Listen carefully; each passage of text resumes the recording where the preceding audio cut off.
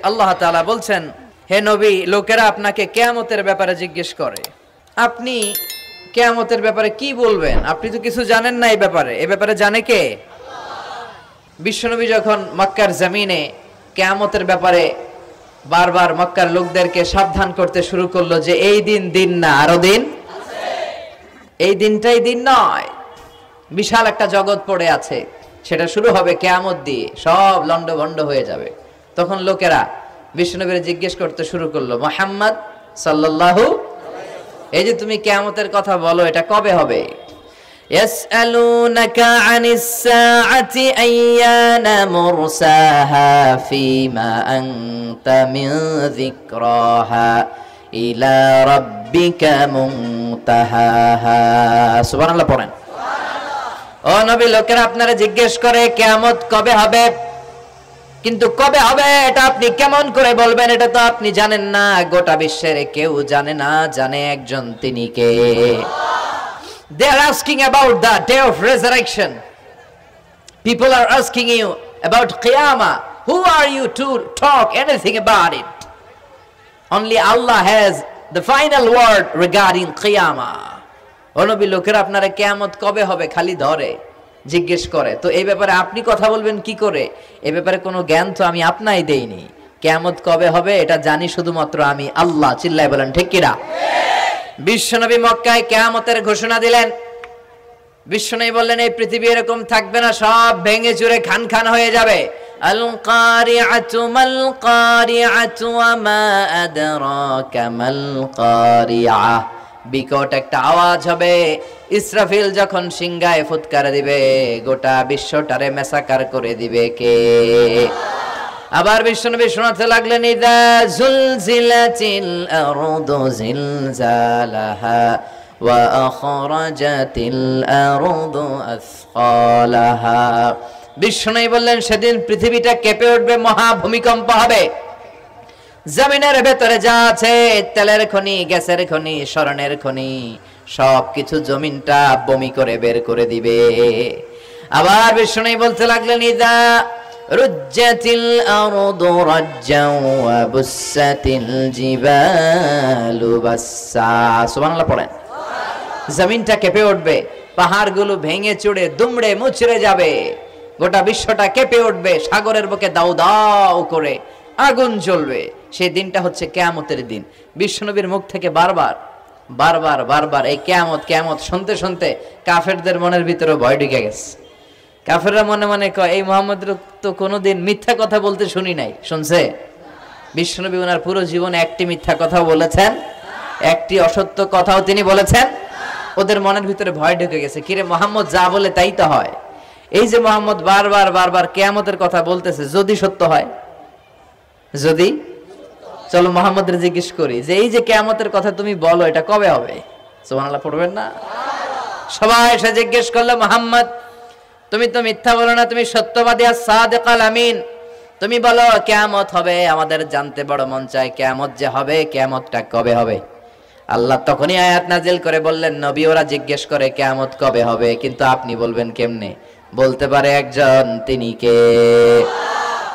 ইন্নাস সাআতা লাআতিয়াতুন লা রাইবা ফিহা ওয়ালাকিন্না আকসারান নাসি লা ইউমিনুন। আল্লাহ বললেন কিয়ামতটা হবেই হবে, এতে কোনো সন্দেহ নাই। সন্দেহ আছে নাকি? এটা কিন্তু ঈমানের সাথে সম্পৃক্ত। কিয়ামত যে হবে আমাদের কারো সন্দেহ আছে? কারো সন্দেহ নাই। কারো কি এমন ক্ষমতা আছে যে কিয়ামতকে আটকায় দিবে? বলেন। পৃথিবীর কোন প্রধানমন্ত্রী, প্রেসিডেন্ট, পুলিশ প্রধান, র্যাবের প্রধান, বিডিআর, সেনাবাহিনী, Donald Trump, Barack Obama, George W Bush, Vladimir Putin, Narendra Modi, পৃথিবীর কেউ এই কিয়ামতকে আটকায় রাখতে পারে? অসম্ভব। কিয়ামত হবেই, কেউ কিয়ামতকে ঠেকায় রাখতে পারবে না। এটা হবে, কিন্তু কবে হবে কেউ জানে না, একজন ছাড়া, তিনি কে? ইন্নাল্লাহা ইনদাহু ইলমুস সাআহ। আল্লাহর কাছে আছে এই কিয়ামতের জ্ঞান, কেউ এই জ্ঞান রাখে না। সাইয়েদনা জিবরাইল বিশ্বনবীকে একবার প্রশ্ন করলেন, ইয়া রাসূলুল্লাহ সাল্লাল্লাহু আলাইহি ওয়াসাল্লাম, মাতা সাআহ, এই যে আপনি কিয়ামতের কথা বলেন, এই কিয়ামতটা কখন হবে? বিষ্ণু বললেন মাল মাসউলু আনহা বিআলামা মিনাস সাইল। ও জিবরাইল, তুমি যেমনি জানো না আমিও জানি না। সুবহানাল্লাহ পড়েন। যারা জিজ্ঞেস করা হয়েছে সে জিজ্ঞাসাকারীর চেয়ে ভালো জানে না, মানে তোমার যা দশা আমারও একই দশা, তুমিও জানো না আমিও জানি না, তো জানে কে? আল্লাহ। আবার এক সাহাবী বললেন ইয়া রাসূলুল্লাহ মাতা সাআ, কিয়ামত কবে হবে? বিশ্বনবী কোন উত্তর না দিয়ে আবার সাহাবীরে প্রশ্ন করলেন, বললেন ওয়া মাযা আ'দাতা লিস-সাআ, কিয়ামত কবে হবে জানার জন্য পাগল হলে কেন? কিয়ামতের জন্য তুমি কি প্রস্তুত করে রেখেছো? সাহাবী বলে মা আ'দাতু লাহা শাইআন ইয়া রাসূলুল্লাহ, ইয়া রাসূলুল্লাহ আমি কিয়ামতের জন্য কিছুই প্রস্তুত করতে পারি নাই, ইল্লা আন্নী উহিব্বুল্লাহ ওয়া রাসূলুহু, তবে একটা জিনিস আছে, সেটা কি? সেটা হচ্ছে আমি আল্লাহরে আর আল্লাহ রাসূলরে বড় ভালোবাসি। বিষ্ণু বললেন ফা ইন্নাকা মা আমান আহবাবতা, তুমি তো ভালো জিনিসে জোগাড় করেছো, জেনে রাখো তুমি যাদেরকে ভালোবাসো কিয়ামতের দিন জান্নাতে ঢুকে কিয়ামতের পরে জান্নাতে তাদের সাথেই তুমি থাকবা। যার সাথে যার ভালোবাসা তার সাথেই তার জান্নাত। চিল্লায় বলেন ঠিক কি না? তাহলে বোঝা গেল এই কিয়ামত হবেই, এই কিয়ামতরে কেউ ঠেকায় রাখতে পারে না। আর কিয়ামত কবে হবে এটা কেউ জানেও না, এমনকি জিবরাইলও জানতেন না। সাইয়েদনা জিবরাইল এমনকি বিশ্বনবী মুহাম্মদ রাসূলুল্লাহ সাল্লাল্লাহু আলাইহি ওয়াসাল্লামও জানতেন না, জানে শুধু একজন, তিনি কে? কিন্তু অনেকে দেখবেন ইদানিং কালে বলে ফেলে যে অমুক সালে কিয়ামত। আছে না নাই? বই করে নাই এগুলা? হ্যাঁ, অনেক জায়গায় কিন্তু এরকম বলে 25 সালে কিয়ামত, 30 সালে, 35, 40। এটা বলার ক্ষমতা আপনারা দিয়েছে কে? এটা তো মিনাল উমুর আল গায়বিয়াত, অদৃশ্যের খবর। অদৃশ্যের খবর তো কেউ জানে না, কে জানে? আল্লাহ। অদৃশ্যের খবরের ব্যাপারে কিছু বলতে চাওয়া মানে অদৃশ্যের ব্যাপারে হস্তক্ষেপ করা, এটা কুফরি। কথা বলেন। এজন্য কিয়ামত কবে হবে এক্সাক্ট টাইম এটা আল্লাহ জানে, বিশ্বনবীও জানতেন না। তবে বিশ্বনবী কিয়ামতের কিছু আলামত আমাদের সাথে শেয়ার করেছেন।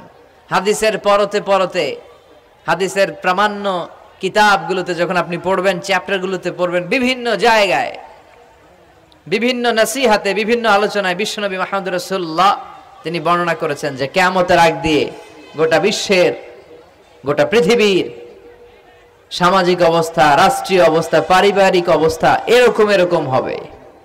কি কি আলামত বিশ্বনবী বলে গেলেন আমাদের জানার দরকার আছে না নাই? আমরাও কিন্তু অবাক করা কোনো কাণ্ড দেখলে বলে ফেলি এটা কিয়ামতের আলামত, বলি না? কথা বলেন। আমরা যদি বেহায়াপনা দেখি, বিশেষ করে ধর্মপ্রাণ মুরব্বী যারা আছে এরা বেহায়াপনা দেখলে সহ্য করতে পারে না, এরা বলে এগুলো কিয়ামতের আলামত। আছে না নাই? কিয়ামতের আলামত। আমি এরকম দেখেছি যে একটা সন্তান মায়ের পেট থেকে ভূমিষ্ঠ হয়েছে, কিন্তু ওই সন্তানের মাথা দুইটা। কয়টা? আছে না নাই? তো এগুলো দেখলে আমরা কি বলি? কিয়ামতের আলামত। কিন্তু বিশ্বনবী কিয়ামতের আলামতের ব্যাপারে কি বললেন, আমাদের কি শোনালেন, জানতে মনে চায়? কথা বলেন, শুনতে মনে চায়? আসেন আজকের এই চমৎকার রজনীতে কিয়ামতের আলামতের ব্যাপারে, আলামাতুল কিয়ামা, আশরাতুস সাআহ, আস-সুগরা ওয়াল কুবরা, এগুলো আমরা জানার চেষ্টা করি। আপনি বিশ্বনবীর মুখনিসৃত এই বাণীগুলো যদি শোনেন যে কিয়ামতের আলামতের ব্যাপারে বিশ্বনবী কি বলেছে, শুনলে আপনার গা শিহরিয়ে উঠবে। আপনার মনে হবে বিশ্বনবী যেন এই একবিংশ শতাব্দীর দিকে তাকিয়ে তাকিয়ে বলে গিয়েছিলেন। মনে হবে যেন বিশ্বনবী বাংলাদেশের এই পরিবেশটা দেখে দেখে বলেছেন। প্রায় প্রতিটাই আমাদের সমাজের সাথে, আমাদের দেশের সাথে, আমাদের পরিবেশের সাথে খাপ খেয়ে যায়। কিয়ামতের আলামতগুলো দুই ভাগে বিভক্ত। একটু আওয়াজ করে উত্তর দিতে হবে, কয় ভাগ? একটা ছোট আলামত আর একটা বড় আলামত। চিল্লায় বলেন একটা, আরেকটা, আবার বলেন একটা, আরেকটা। বড় আলামত মোট 10টা। কয়টা? আল্লাহর মেহেরবানি 10টার একটাও প্রকাশ পায় নাই, একটাও প্রকাশ পায় নাই। কিন্তু কিয়ামতের ছোট আলামতগুলো অনেকগুলো আলামত, 30, 40, 35 এরকম হয়ে যাবে। এই ছোট আলামতগুলোর বেশিরভাগই আমাদের সমাজে প্রকাশিত হতে শুরু করেছে। যেগুলো হয় নাই এগুলো হওয়ার পথে, বেশিরভাগ সমাজে প্রকাশ পেয়ে গিয়েছে। আশরাতুস সাআ, আস-সুগরা ওয়াল কুবরা। আমরা আজকে কিয়ামতের ছোট আলামত, the minor signs of the day of judgment, কিয়ামত আসার আগ দিয়ে কি কি ছোট আলামত আমাদের সমাজে দেখা যাবে, এগুলো নিয়ে আমরা কিছু কথা শুনবো। আওয়াজ করে পড়েন ইনশাআল্লাহ। উদ্দেশ্য হচ্ছে এগুলো জেনে আমরা সচেতন হব। কি হব? আমরা আখিরাতের ব্যাপারে সচেতন হব এবং নিজেদেরকে গড়ব এবং আমলের পরিমাণ এমন ভাবে বাড়াবো যাতে আমাদের আখিরাতটা সুন্দর হয়। ঠিক কিনা? আমাদের অনেকেরই এই ইখলাস জিনিসটার খুব অভাব। এটা নাই, এটার ঘাটতি। আমরা আল্লাহর কাছে কামনা করি, আল্লাহ তুমি আমাদের হৃদয় ইখলাস দিয়ে পরিপূর্ণ করো। আল্লাহুম্মা রযুকনা ইখলাস, আল্লাহ তুমি আমাদেরকে ইখলাসকে রিজিক হিসেবে দাও। এই ইখলাসের নামে কোরআনে একটা সূরাও আছে না নাই? সূরার নাম কি? কুল হুয়াল্লাহু আল্লাহুস লাম ইয়ালিদ ওয়া লাম ইয়াকুল লাহু। এখানে আল্লাহ তাওহীদের কথা বলেছেন, ইখলাসের কথা বলেছেন। এজন্য আমরা যেন ইখলাসের সাথে শুনি, ইখলাসের সাথে আমল করি। আল্লাহ তুমি তৌফিক দাও। আমিন। বিশ্বনবী কিয়ামতের ছোট আলামতের ব্যাপারে যা যা বললেন সেগুলো যদি আমরা ধারাবাহিকভাবে শুনতে চাই, তাহলে প্রথমেই যে আলামতটার কথা বলতে হবে সেটা হচ্ছে বিআসাতু রাসূলিল্লাহি সাল্লাল্লাহু আলাইহি ওয়াসাল্লাম। বিশ্বনবীর এই পৃথিবীতে, এই ধরাতে আগমনটাই হচ্ছে কিয়ামতের সর্বপ্রথম আলামত। সুবহানাল্লাহ কইতে পারলেন না? বিশ্বনবীর আগমন পৃথিবীতে হয়েছে কি হয় নাই? কথা বলেন। বিশ্বনবী যে আসছেন আবার চলে গেছেন, বিশ্বনবীর এই আগমনটা হয়ে গিয়েছে পৃথিবীতে কয় বছর চলে গেল? হ্যাঁ, প্রায় 1400-1500 বছর চলে গেল, এখনো কিয়ামত হয় নাই। সুবহানাল্লাহ পড়েন। বিশ্বনবী বলতেন বুইসতু আনা ওয়াস সাআতু কাহাতাইন, আমি এবং কিয়ামত এইভাবে পিঠাপিঠি হয়ে নাজিল হয়েছি। এই আঙ্গুল থেকে এই আঙ্গুলের মাঝখানে যেমনি তেমন কোনো ব্যবধান নাই, আমি বিশ্বনবী আর কিয়ামতের মাঝখানেও তেমন কোনো ব্যবধান নাই। বিশ্বনবী সাহাবাদেরকে বুঝাতে যে প্রায় এরকম আঙ্গুল ব্যবহার করতেন, ইশারা দিতেন, আঁকাঝোঁকা করতেন। এখন আধুনিক শিক্ষা পদ্ধতিতে এগুলো ব্যবহার হতে শুরু হয়েছে। এগুলো সব বিশ্বনবীর মেথোডোলজি। সুবহানাল্লাহ পড়বেন না? বিশ্বনবী আবার আরেক জায়গায় বলেছিলেন আনা ওয়া কাফিলুল ইয়াতীমি কাহাতাইন। আমার আঙ্গুলের দিকে দেখতেছেন? হ্যাঁ, আনা ওয়া কাফিলুল ইয়াতীমি কাহাতাইন, আমি আর ইয়াতীমের রক্ষণাবেক্ষণকারী জান্নাতে এরকম কাছাকাছি থাকবো। এই দুই আঙ্গুল যেমনি কাছাকাছি, আমি আর ইয়াতীমের রক্ষণাবেক্ষণকারী এরকম জান্নাতে থাকবো কাছাকাছি। আমরা এখন রক্ষণাবেক্ষণ করব কি? ইয়াতীমের সম্পদ লুণ্ঠনের ক্ষেত্রে আমরা 1 নাম্বার। চিল্লা এখন ঠিক কিনা? ইয়াতীমের মাথায় হাত বুলিয়ে দিলে আল্লাহ খুশি হয়ে যায়। ইয়াতীমদেরকে ভালোবাসলে আল্লাহ তারে ভালোবাসে। ইয়াতীমের জন্য দান সদকা করলে তার মর্যাদা বাড়ায় দেয় কে? আল্লাহ। আমাদের এলাকাগুলোতে ইয়াতীমখানা নাই? আমাদের সমাজে ইয়াতীম আছে না নাই? তার বাবা নাই, তার মা নাই, ইয়াতীম। আপনি তার ঘরে খাবার পৌঁছে দেন, আপনার আব্বার কবরটারে জান্নাতের টুকরা বানায় দিবে কে? ইয়াতীম মিসকিনদেরকে সহায়তা করবেন, দান সদকা ওইখানে করবেন। ওইদিকে টাকা না দিয়ে মাজারে যে টাকা দেয় এরকম লোক আছে না নাই? মাজারে টাকা দেওয়া যাবে অপ্রয়োজনে? মাজারে কেন টাকা দিবেন? ওখানে একজন লোক শুয়ে আছে, পড়ে আছে, ওনার টাকা লাগবে? টাকা লাগবে আমগো জীবিত যারা আছে আমাদের। কথা কন। গরিব, দুস্থ, সুবিধা বঞ্চিত মানুষ যারা আছে তাদের টাকা লাগবে। এজন্য মাজারে যে মানত করা যাবে? মানত করতে হবে একজনের নামে। চিৎকার করে বলেন চিনি কে? অনেকে দেখবেন মাজারে যে মোমবাতি দিয়ে আসে, আগরবাতি দিয়ে আসে, হ্যাঁ, কাপড় দিয়ে আসে, ছাগল দিয়ে আসে, মুরগি দিয়ে আসে, গরু দিয়ে আসে। আছে না নাই? আলহামদুলিল্লাহ নারায়ণগঞ্জে এগুলা নাই। হ্যাঁ হ্যাঁ আছে। আহা, আল্লাহ তুমি বুঝার তৌফিক দাও। দেখবেন মাজারে আবার মশারিও দিয়ে রাখে। আছে না নাই? যিনি শুয়ে আছে ওনার কি মশায় কামড়ায়? তো উনি যদি মশার কামড় থেকে নিজের বাঁচাইতে না পারে, উনি আমগরে বাঁচাবে কি? কথা বলেন। আবার দেখবেন অনেক ড্রাইভার অনেক মাজারের পাশ দিয়ে যখন যায় সে গাড়ি স্লো করে ফেলে। ড্রাইভারকে জিজ্ঞেস করেন যে তুমি স্লো করলা কেন? সে বলে এখানে বাবার মাজার, বাবা অনেক গরম। গাড়ি উল্টায় দিবার পারে। কি করতে পারে? আচ্ছা, গাড়ি উল্টালে কি হয়? দুর্ঘটনা হয়, মানুষ মারা যায়। যারা মানুষ মারে এরা কি বাবা নাকি ডাকাত? তো এ কেমন আল্লাহর ওলি, সে মানুষ মেরে ফেলে। আপনি একটু আকল খাটালে আপনি বুঝতে পারবেন যে এগুলোর সাথে ইসলামের কোনো সম্পর্ক নাই। ইসলাম শিখায় চাইতে হবে একজনের কাছে, ইজা সাআলতা ফাসআলিল্লাহ, ফরিয়াদ করবা তো কার কাছে করব? চাইতে হবে কার কাছে? ছেলে চান কে দিবে? মেয়ে চান কে দিবে? ছেলে মেয়ে দুইটা চান কে দিবে? ব্যবসায় সফল হতে চান কে দিবে? জান্নাতি হতে চান কে দিবে? আল্লাহ ছাড়া কেউ কিছু দিতে পারে? বিশ্বনবী মুহাম্মদ রাসূলুল্লাহ সাল্লাল্লাহু আলাইহি সাল্লাম কি আমাদের কিছু দিতে পারে? না। এজন্য ওনার কবরে যেও চাওয়া যায় না, ওনারে সালাম দেওয়া যায়। ওখানে যে বিশ্বনবীকে সালাতু সালাম পাঠানো যায়, কিন্তু বিশ্বনবীরে বলা যায় না ইয়া রাসূলুল্লাহ আমার একটা মেয়ে দেন, আমার একটা ছেলে দেন, ইয়া রাসূলুল্লাহ আমার নির্বাচনে পাশ করাইয়া দেন। এখন নির্বাচন আসছে নতুন না, প্রায় দেখি অ্যানাউন্সমেন্ট চলতেছে কাউন্সিলর নির্বাচন। তো বিশ্বনবীর কবরের সামনে দাঁড়িয়েও চাওয়া যায় না। তো বিশ্বনবীর কবরের সামনে দাঁড়িয়ে কিছু চাইলে সৌদি পুলিশ হাতের মধ্যে লাঠি দিয়ে বাড়ি মারে, দাঁড়াতেই দেয় না। যে এখানে কি চাও তুমি? সামনে কেবলা, কেবলামুখী হও। এই বিশ্বনবী যার কাছে যাইতেন তার কাছে যাও, তিনি ছাড়া কিচ্ছু করার ক্ষমতা গোটা বিশ্বে কারো নাই। আল্লাহর ধনভাণ্ডার কত বিশাল! তিনি আমাদের সবাইকে যদি জান্নাতুল ফেরদাউস দিয়ে দেয়, ওনার জান্নাতের মধ্যে ঠেলাঠেলি হবে তো না? কথা কন। বিশ্বনবী 8টা জান্নাতের যে স্টেজ, এই 8টার সবগুলাই থাকবে না, উনি থাকবে জান্নাতুল ফেরদাউস। কোনটায় থাকবে? তাহলে আমরা থাকবো কই? ইনশাআল্লাহ করবেন না? নবী থাকবে একটাই, আমরা আরেকটাই। এটা সম্ভব? অন্য কোন জান্নাত দিয়ে আমাদের বুঝ দেওয়া যাবে?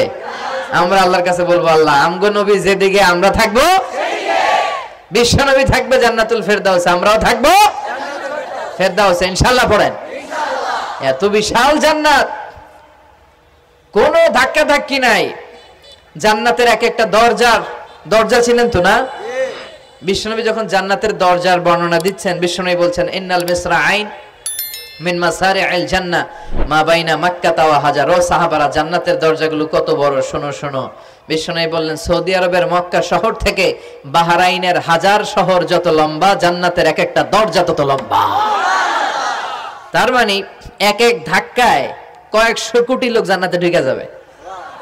তো ওই জান্নাতে আমরা সবাই যদি ফেরদাউসে থাকি, আল্লাহর কোনো ঘাটতি আছে? ওই আল্লাহরে থইয়া মাজারে যায়, ওই আল্লাহরে না ডেকে বাবারে ডাকে, ওই আল্লাহর কাছে না যে মাজারে যে লাল সালু দিয়ে আসে। দেখবেন যে লোকটা মাজারে মশারি দেয়, ওর বাবার ডেঙ্গু রোগ, ওর মারে মশাই কামড়ায়, ওর বাবারে মশাই কামড়ায়।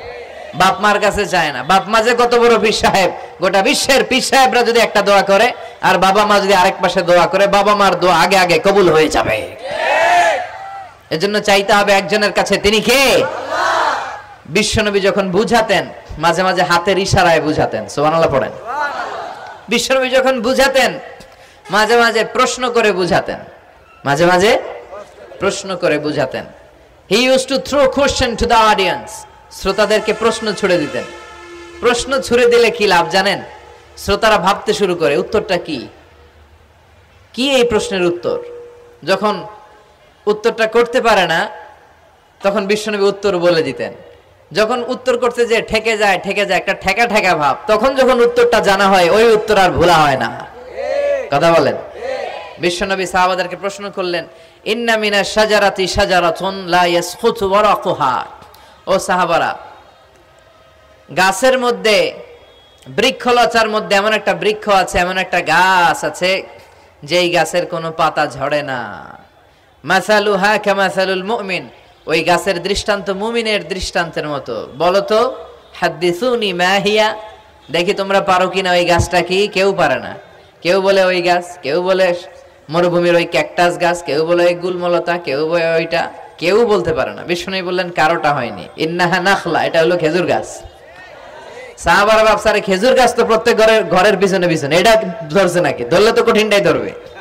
এজন্য সাহাবাদের প্রত্যেক বাড়ির পাশে খেজুর গাছ। ওইদিকে মন যায় না, মন গেছে দূরে, দেখি তো কোন গাছ, খুঁজে পায় না। সুবহানাল্লাহ পড়েন। এই যে বিশ্বনবীর শিখানোর পদ্ধতি, education system, how to teach the children, আপনি ছাত্রদেরকে কিভাবে পড়াবেন, এটা বিশ্বনবী হাতে কলমে আমাদেরকে শিখিয়ে গিয়েছে। ওই মজলিসে আব্দুল্লাহ ইবনে উমর রাদিয়াল্লাহু আনহু আর ওনার বাবা উমরে ফারুক দুইজনই উপস্থিত ছিলেন। বাড়িতে যাওয়ার পরে ছোট্ট আব্দুল্লাহ ইবনে উমর সাইয়েদনা ওমর ফারুককে বলেন, আব্বা বিশ্বনবী যে আজকে প্রশ্নটা করছিল আমি কিন্তু উত্তর জানতাম। সুবহানাল্লাহ কইবেন না? ওমর ফারুক বললেন, বলো কি, তুমি জানতা যেটা খেজুর গাছ? আব্দুল্লাহ ইবনে ওমর বলে, না আমি আবি, হ্যাঁ আমি জানতাম। তো বললা না কেন? তুমি যদি আজকে উত্তর দিতে পারতা তাহলে আরবরা লাল কপালের উট পেলে অনেক খুশি হয়ে যায়। তিনি বললেন, লাল চাঁদওয়ালা উট পেলে মানুষ যেরকম খুশি হয়, আজকে তো আমি অত খুশি হইতাম, বিশ্বনবীর সামনে আমার বুকটা এত বড় হয়ে যেত যে আমার ছেলে উত্তর করতে পেরেছে। আব্দুল্লাহ ইবনে ওমর বললেন, আপনি আমার আব্বা, আশেপাশে চাচারা কেউ পারে না, আমি কেমনে কই? সুবহানাল্লাহ কইবেন না? দেখেন বিশ্বনবীর শিখানোর কত চমৎকার পদ্ধতি। তো সেই পদ্ধতির অংশ হিসেবে বিশ্বনবী এরকম আঙ্গুল দিয়ে ইঙ্গিত করতেন আর বলতেন, আনা ওয়া কাফিলুল ইয়াতীমি কাহাতাইন, আমি এবং ইয়াতীমের যত্ন যারা করে তারা জান্নাতে একসাথে এইভাবে থাকবো। আবার কিয়ামতের বর্ণনা দিতে যে বিশ্বনবী বললেন, আনা ওয়া সাআতু কাহাতাইন, আমি আর কিয়ামত এরকম পিঠাপিঠি, আমার আর এই দুইটা আঙ্গুলের মাঝখানে যেমনি তেমন ব্যবধান নাই, আমি আর কিয়ামতের মাঝখানেও তেমন ব্যবধান নাই। চিল্লায় পড়েন আল্লাহু আকবার। তাহলে বিশ্বনবীর ঘোষণা অনুযায়ী কিয়ামতের প্রথম আলামত হচ্ছে বিশ্বনবীর স্বয়ং আগমন। এটা হয়েছে কি হয় নাই? এরা হতে হেলে দুলে নুরানি তনু কে আসে হায়, সারা দুনিয়ার হেরে মেরে পর্দা খুলে খুলে চায়, সে যে আমার কামলিওয়ালা কামলিওয়ালা, তার ভাবে বিভোল রাঙা পায়ের তলে, পর্বত জঙ্গল টল মল টলে, খুরমা খেজুর বাদাম জাফরানি ফুল ঝরে ঝরে যায়, সে যে আমার কামলিওয়ালা কামলিওয়ালা। সুবহানাল্লাহ পড়েন। এই কামলিওয়ালা নবীর আগমনটাই কিয়ামতের প্রথম আলামত। তাহলে প্রথম আলামত আমরা পাইছি কি পাই নাই? পেয়ে গেলাম।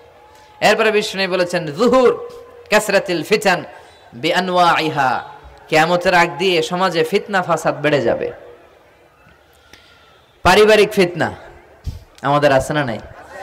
সামাজিক ফিতনা, একটু আওয়াজ করে উত্তর দিবেন। রাষ্ট্রীয় ফিতনা, নারী ঘটিত ফিতনা, খালি ফিতনা আর ফিতনা। আপনি যেদিকে তাকাবেন ওইদিকেই ফিতনা।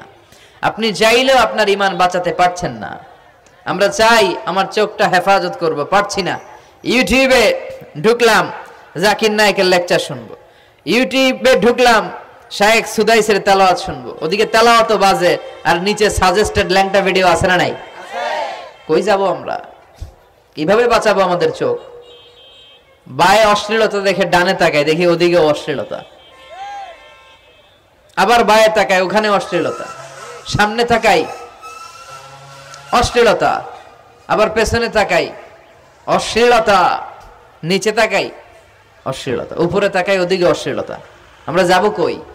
আর নাযার সাহমুন মাসমুম মিন সিহাম ইবলিস, এই দৃষ্টি শয়তানের বিষ মাখানো তীরবানের মধ্য থেকে ভয়ঙ্কর তীর। এই তীর দিয়ে শয়তান যুবক যুবতীদেরকে কাবু করে ফেলে। একটা যুবক যুবতীর মধ্যে প্রথমে আই কন্টাক্ট হয়। কি হয়? প্রথমে আই কন্টাক্ট, চোখে চোখে একটা ভাব বিনিময় হয়। হ্যাঁ, এরপরে এসএমএস এর আদান প্রদান হয়। কথা বলেন। এরপরে ডেটিং হয়। ডেটিং কি হয়? এরপর হয় গার্লফ্রেন্ড বয়ফ্রেন্ড। আছে না নাই? এগুলো ভুইঘরে নাই? ভুইঘরের ছেলেপেলেরা আল্লাহওয়ালা। হ্যাঁ, কি ভয়ঙ্কর অবস্থা। আমরা ছোটবেলায় এই সমস্ত গার্লফ্রেন্ড বয়ফ্রেন্ড কি বুঝতামই না। এখন ক্লাস 5 থেকে শুরু, ক্লাসে যারা যারা আছে ভাগাভাগি হয়ে যায় কোনটা কার। আছে না নাই? কয় এইটা আমার, মানে আমার ফ্রেন্ড, এটা আমার এই কি ফ্রেন্ড, গার্লফ্রেন্ড, এটা আমার গার্লফ্রেন্ড, তো এটা তোর গার্লফ্রেন্ড। আছে না নাই? আবার এটারে সংক্ষেপ করছে, কয় জিএফ। কি কয়? তোমাদের এগুলা নাই তো? হ্যাঁ আছে, অর্ধেক কয় আছে, অর্ধেক কয় নাই। খুব চালাক এরা। প্রিয় ভাইয়েরা, এগুলো আমাদের সংস্কৃতি নয়। বিবাহ বহির্ভূত যে কোনো ধরনের নারী পুরুষের সম্পর্ককে হারাম করেছে কে? আল্লাহ। আসুন আমরা বিয়েটাকে সহজ করি, আর্লি ম্যারেজ ক্যাম্পেইন করি। আর কত বলবো, যতদিন বেঁচে থাকি বলবো, বিয়েটারে সহজ করে দেন। ছেলের বাবা যারা আছেন, মেয়ের বাবা যারা আছেন, বিয়েটা সহজ করে দেন। তা না হলে এই যে 14ই ফেব্রুয়ারি গুলো যায়, আছে না নাই? কি নাম? কি বিশ্ব বেহায়া? আহা, এগুলো আগে ছিল না, এগুলো সব কিয়ামতের আলামত। চিল্লা এখন ঠিক কিনা? এই দিবসগুলোতে আপনার উঠতি বয়সের তরুণী মেয়ে, আপনার ছেলে যে পাপগুলো করে বিয়ে না করার কারণে, এই পাপগুলোর একটা পার্সেন্টেজ গুনাহ আপনার আমলনামায় আছে না নাই? এজন্য খবরদার, বাবা মা যারা আছেন ছেলে মেয়েদেরকে সময় মতো বিয়ে করিয়ে দেন। আমাদের দেশে বিয়ে অনেক সময় অনেক দেরি হয়ে যায়, বিশেষ করে ছেলেদের দেরি হয়ে যায়। বলে তুই নিজের পায়ে দাঁড়া। তো এতদিন ও কার পায়ে দাঁড়াইছে? ও তো নিজের পায়ে দাঁড়িয়েছে, একটু সহযোগিতা করেন না আপনি, বিয়েটা সহজ করে দেন। বিয়ের চেয়ে ভালো কাজ পৃথিবীতে নাই। হ্যাঁ, ইয়াং পোলাপানরা অনেক খুশি হয়ে গেছে। হ্যাঁ, বিয়ে করবে তোমরা, বিয়ে বহির্ভূত জিএফ বিএফ এর দরকার আমাদের নাই। চিল্লায় বলেন ঠিক কিনা? এগুলোর বিরুদ্ধে আমাদের জিহাদ। ইসলামের ইমেজকে, আমাদের মোরালিটি, আমাদের এথিক্যাল স্ট্যান্ডিং পয়েন্ট যেখানেই নষ্ট হবে ওগুলোর বিরুদ্ধে আমাদেরকে সোচ্চার হতে হবে। এই নৈতিকতার অবক্ষয় হতে হতে এমন পর্যায়ে ঠেকেছে বাংলাদেশটা এখন জাহান্নামের টুকরা হয়ে গিয়েছে। এখন মেডিকেলের ডাস্টবিনে ছোট্ট ছোট্ট নবজাতক বাচ্চার লাশ পাওয়া যায়। এগুলো সব 14 ফেব্রুয়ারি পালনের ফসল। এগুলোর সাথে মুসলমানদের কোনো সম্পর্ক থাকতে পারে না। এগুলো ইসলামের সাথে কোনো সম্পর্ক নাই। এগুলো হচ্ছে পাশ্চাত্য থেকে আমদানি করা, পার্শ্ববর্তী দেশ ভারত থেকে আমদানি করা। আমাদেরকে যে ইসলামের সুশীতল বাণী বিশ্বনবী শিখিয়েছেন, আমাদের জানিয়েছেন, দ্যাটস এনাফ ফর আস, এটাই আমাদের জন্য যথেষ্ট। এজন্য এই যুগটা হচ্ছে, বিশ্বনবী বললেন, ফিতনার যুগ। আখিরি জামানায় জ্বলন্ত আগুনের কয়লা নিয়ে হাতে রাখাটা সহজ হয়ে যাবে, কিন্তু ঈমান নিয়ে টিকে থাকা কঠিন হয়ে যাবে। আপনি চাইলেও ভালো থাকতে পারবেন না, আপনি হকের কথা চাইলেও বলতে পারবেন না। ঝুঁকি আছে না নাই? গুম আছে না নাই? ক্রস ফায়ার আছে না নাই? কে কোন দিক দিয়ে গুম টেরি পাওয়া যাবে না। কিন্তু এই হকের রাস্তা আমরা ছাড়বো না। বিশ্বনবী বললেন ফিতনা বেড়ে যাবে। আপনি হক হালাল মেনটেন করতে চান কিন্তু পারবেন না। আপনি ঘুষ খাবেন না, কি হবে? টেবিলের নিচ দিয়া ঘুষ, উপর দিয়া ঘুষ, সব জায়গায় ঘুষ। আপনার পাশে যে চাকরি করে সে খায় ঘুষ, ও খায় ঘুষ, নিচের কর্মচারী খায় ঘুষ, উপরের বসও খায় ঘুষ। কথা বলেন, আপনি চাইলেও পারছেন না। এজন্য বিশ্বনবী সবসময় দোয়া করতেন, আল্লাহ ফিতনা থেকে আমাদেরকে বাঁচাও।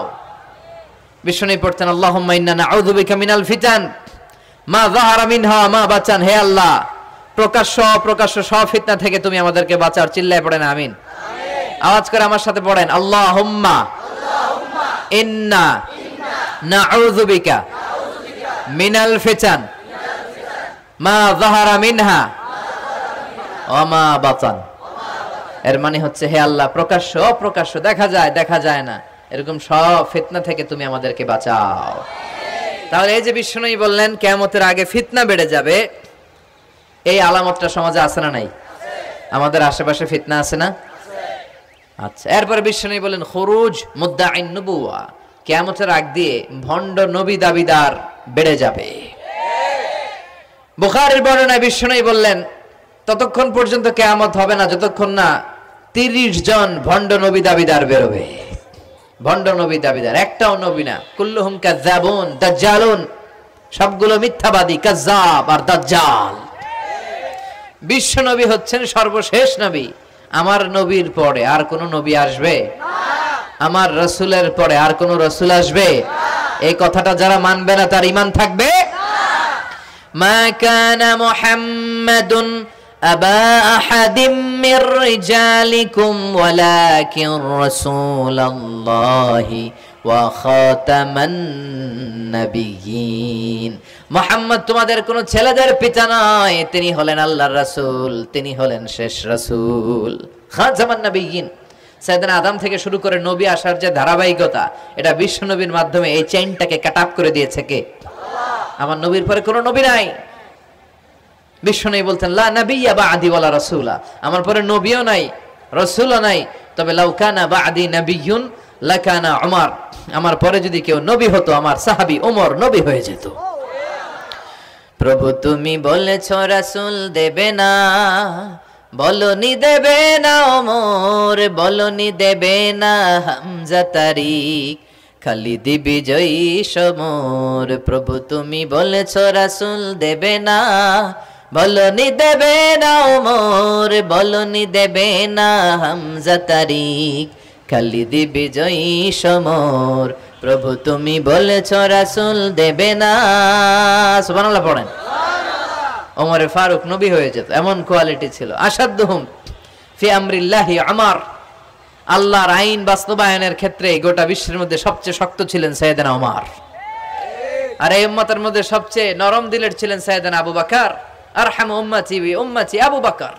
তিনি যখন নামাজে দাঁড়াতেন, সালাতে দাঁড়াতেন, উনি যখন তেলাওয়াত শুরু করতেন, ওনার কান্নার আওয়াজে তেলাওয়াতের আওয়াজ বোঝা যেত না। আর আমাদের নামাজে কান্না আসে?